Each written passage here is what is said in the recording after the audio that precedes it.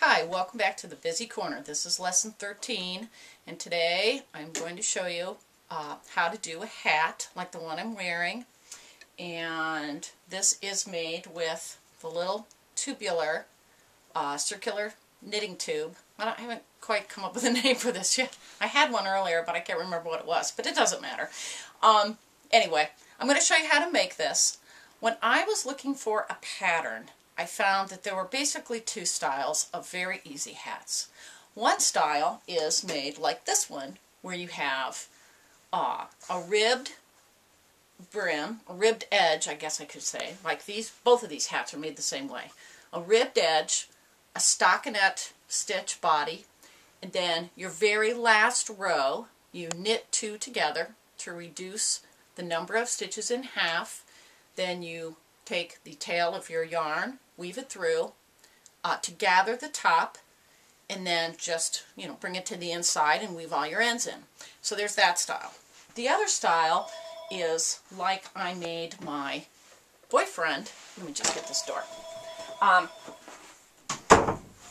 He has a bigger head than I do, so I put on 38 stitches for him. His head circumference is 22.5, mine's 21.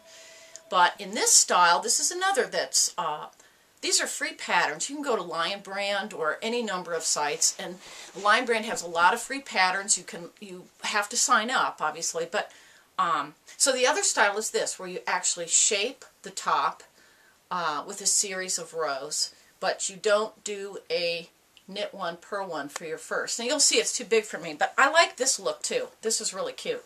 So we're not going to do that. I'll do this in the next video, but this time I'll show you how to do this one. It's very simple, and you can see I was just kind of playing around with some yarn. So I made this brim with some, it was remnants I had left over from a scarf I made, and it only took 13 yards of the yarn I had to do the brim. So, and then I did the body. So the brim is in yarn B alpaca yarn, which feels nice on your face. If you're a little allergic to regular wool, you can put alpaca in your brim. And then the body is snapdragon, Lion Brand Woolies Thick and Quick. So, but anyway, I think that turned out really cute, and you can see you don't have to seam it, just got to weave your ends in at the end. So, oh, this hat, by the way, is, I combined both those elements, where I did knit one, purl one for my brim, and then the top is shaped.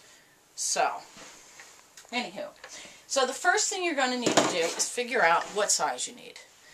As I said, my boyfriend's 22.5, I did 38 stitches. Both of the hats for myself I did with 34, and that might be plenty roomy for you. I think it looks better, if it's not having to stretch too much when you put it on.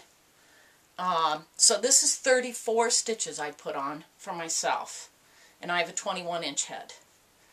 And and I like this one because it seemed like I got on just the right number of stitches without stretching the yarn too much. And you can see it's not a very good job, but it'll work just fine.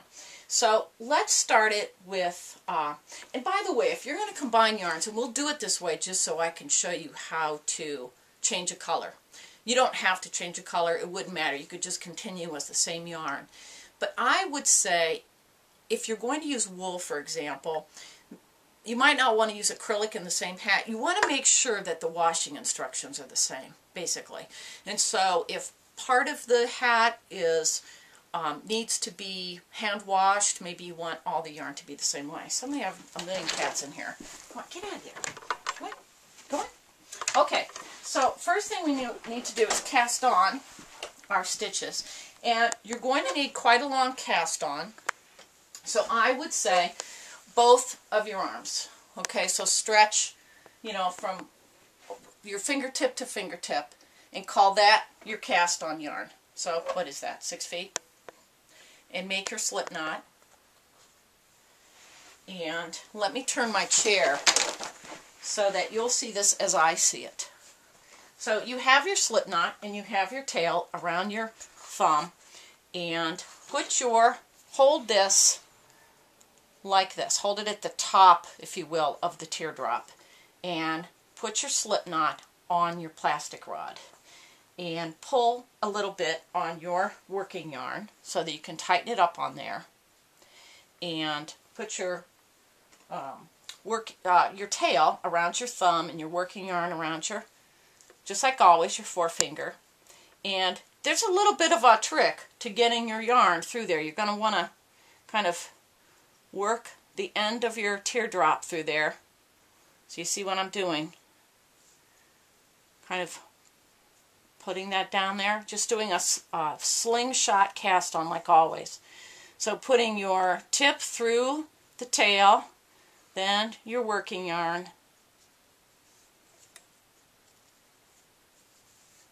So now you have 2 stitches on.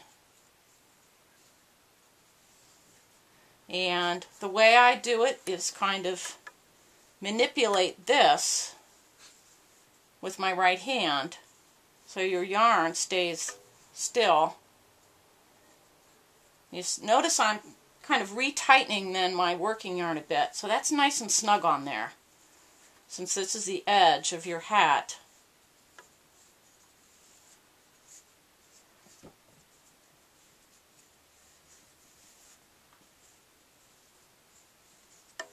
You may need 36.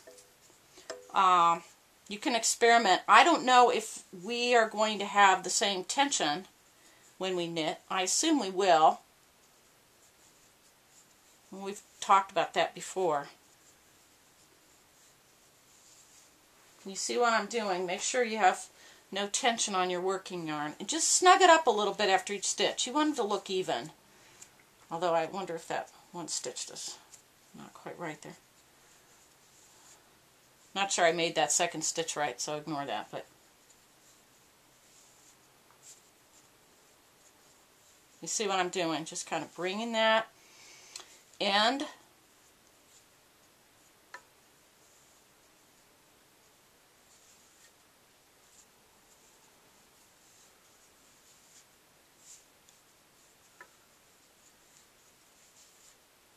now.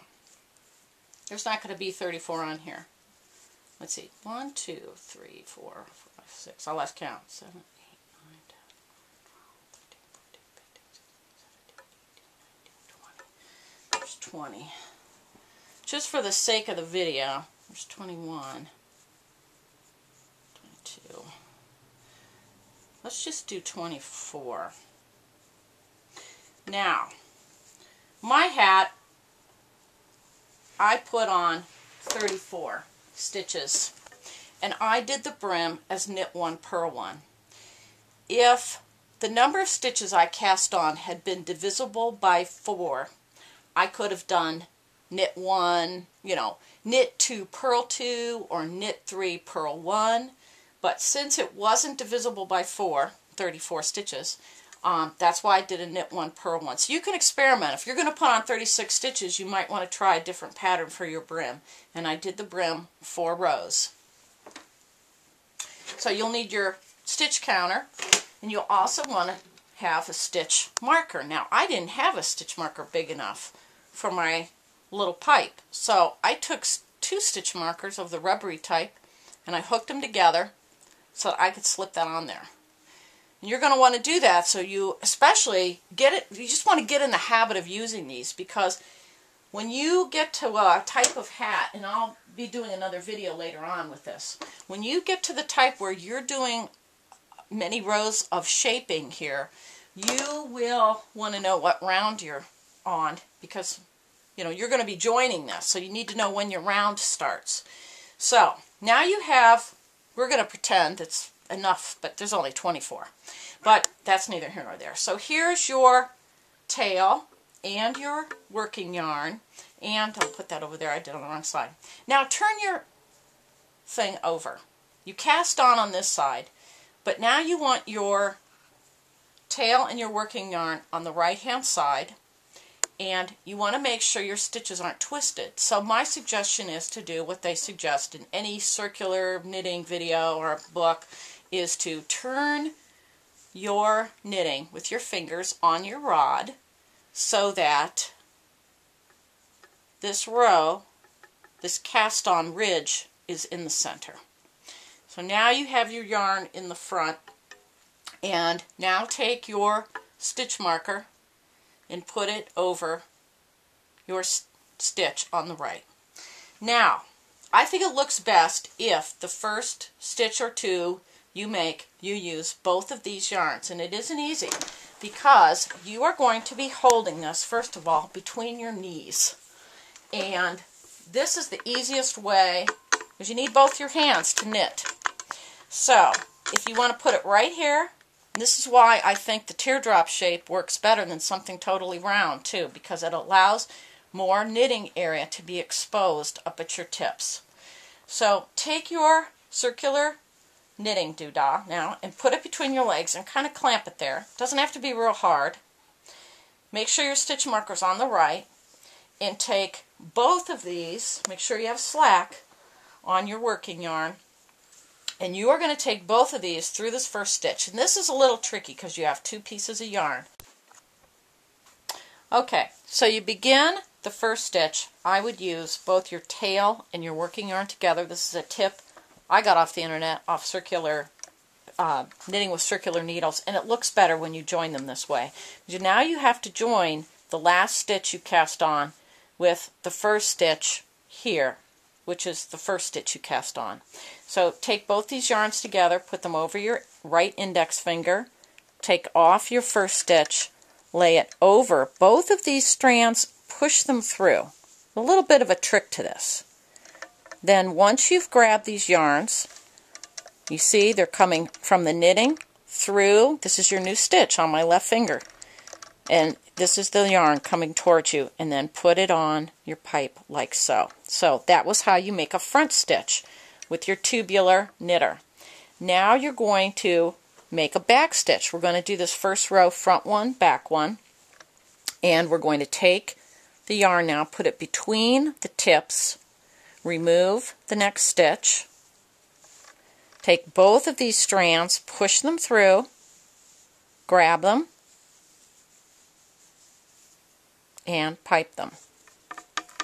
Now drop your working yarn, or drop your tail, excuse me, just let it go, and continue with your working yarn. This one has to be a front stitch. You just did front, back. Here's a front stitch, a back stitch. Let's get our yarn.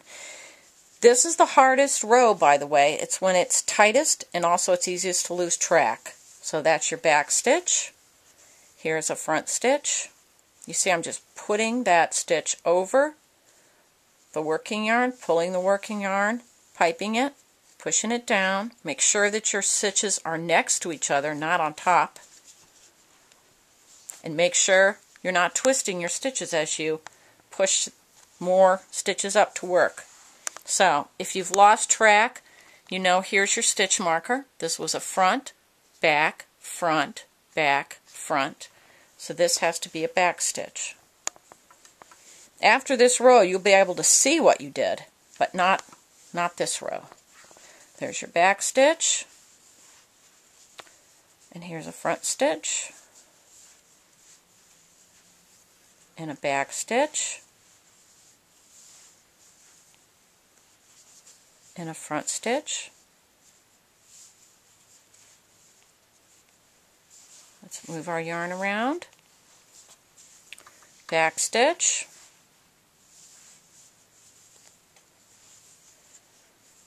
and a front stitch, and a back stitch, and a front stitch. You can see what I'm doing every time. Keeping the working yarn towards me and just putting that on the pipe, opposite side, and tightening it up a little bit.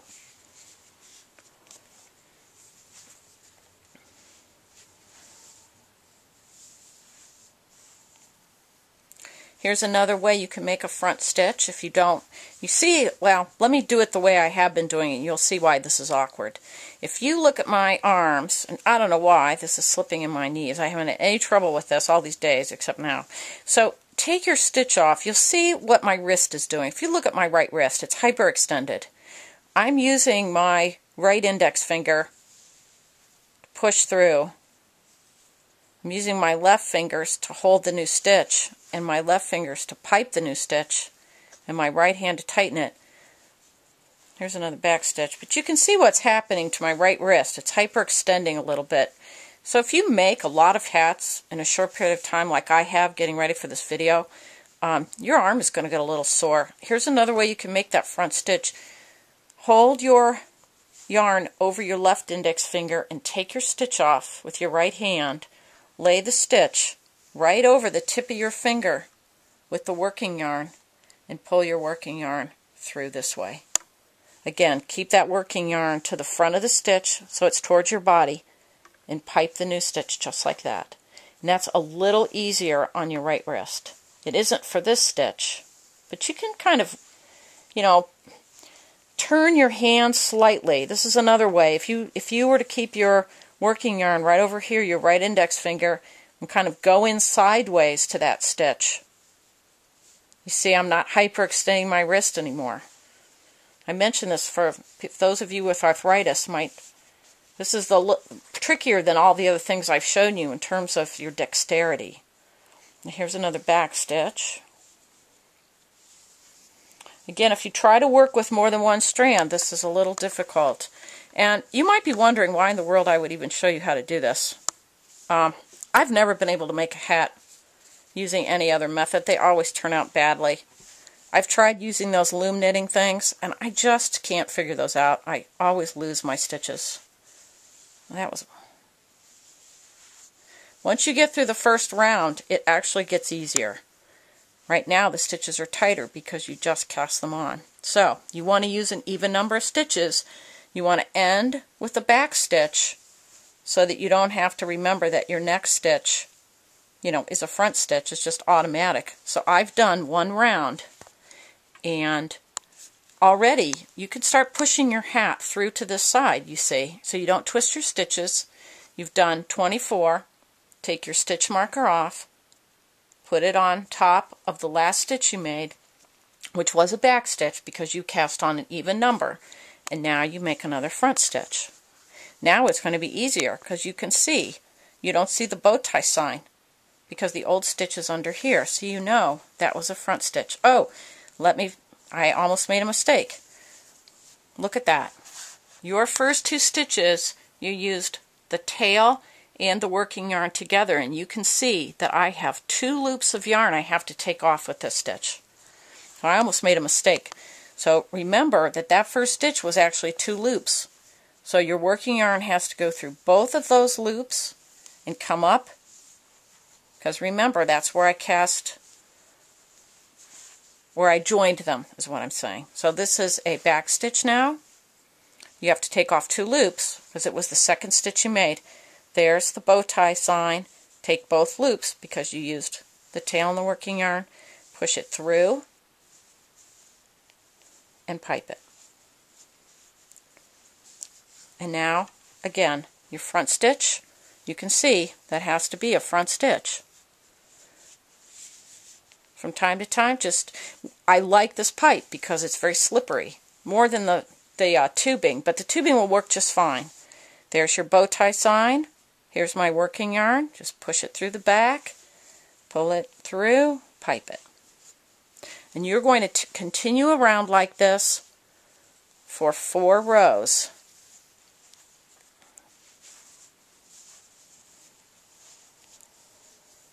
Okay, we're going to take a break. I'm going to knit more, and I'll show you how to do your color change.